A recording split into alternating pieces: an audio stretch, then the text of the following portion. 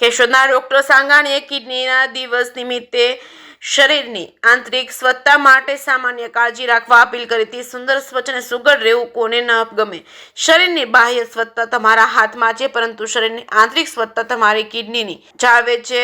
કિડનીની શરીરમાંથી બિનજરૂરી કચરો અને ઝેરી પદાર્થ દૂર કરી શરીરને સ્વચ્છ રાખવાનું મહત્વનું કામ કરે છે. કિડનીના રોગની તકલીફ હોય તો તેવા દર્દીઓની સંખ્યામાં છેલ્લા થોડા વર્ષોમાં ઘણો વધારો જોવા મળ્યો છે. ડાયાબિટીસ, લોહીના ઊંચા દબાણના દર્દીઓની સંખ્યામાં ઝડપી વધારો થયો છે. કિડનીની ફ્લેરમાં પ્રમાણમાં પુષ્કળ વધારો જોવા મળ્યો છે. વિશ્વ કિડની દિવસ મનાવવામાં આવે છે, જેનો હેતુ લોકો કિડનીમાં થતું ડેમેજ વિશે વિસ્તૃત જાણકારી મેળવે અને કોઈ પણ જાતની નુકસાની ન થાય તેની કાળજી રાખે. કેશોદના એમડી ડોક્ટર કિડનીના દર્દીઓ પ્રત્યે સેવાના હેતુથી સારવાર કરતા ડોક્ટર રાજેશ સાંગાણી કે જેઓ આઝાદ ક્લબના પ્રમુખ હતા, ત્યારે આવા દર્દીઓ માટે ફંડ રાઇઝિંગ કરીને દર્દીઓને નિઃશુલ્ક સારવાર કરી રહી છે. ત્યારે તેમના દ્વારા દર્દ અને ઉપાયો વિશે વિસ્તૃત જાણકારી આપી હતી.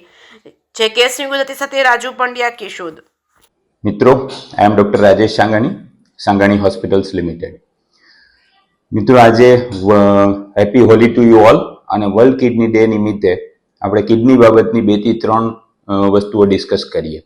મિત્રો, તો કિડનીની બીમારી કયા કારણે થાય છે અને શું કરવું જોઈએ. First of all, diabetes.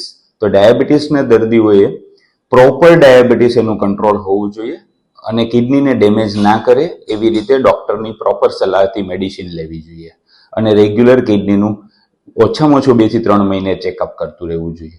Blood pressure. તો બ્લડ પ્રેશર કંટ્રોલમાં રહેવું જોઈએ, પ્રોપર એની મેડિસિન લેવી જોઈએ, 120/80 થી ઉપર બ્લડ પ્રેશર ના જવું જોઈએ અને રેગ્યુલર કિડનીનું ચેકઅપ કરતું રહેવું જોઈએ.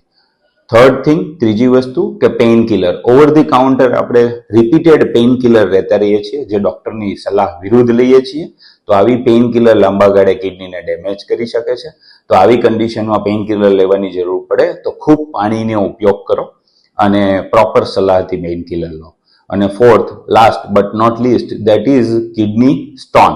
ઘણી વખત કિડનીની સ્ટોન, પથરીઓ એવી હોય છે કે જે દુખાવો કરતી નથી પણ લાંબા ગાળે કિડનીને ડેમેજ કરતી જાય છે અને કિડનીને ફેલ કરે છે.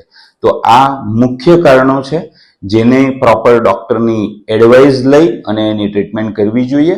અને કિડનીની બીમારી જેને થઈ ગઈ કે કિડની જેની નબળી પડી ગઈ કે કિડની જેની ફેલ થઈ ગઈ, એની ડાયાલિસિસ એકમાત્ર ટ્રીટમેન્ટ નથી, તો પ્રોપર ડોક્ટરની સલાહ લઈ અને એની પ્રોપર ટ્રીટમેન્ટ કરતી રહેવી જોઈએ.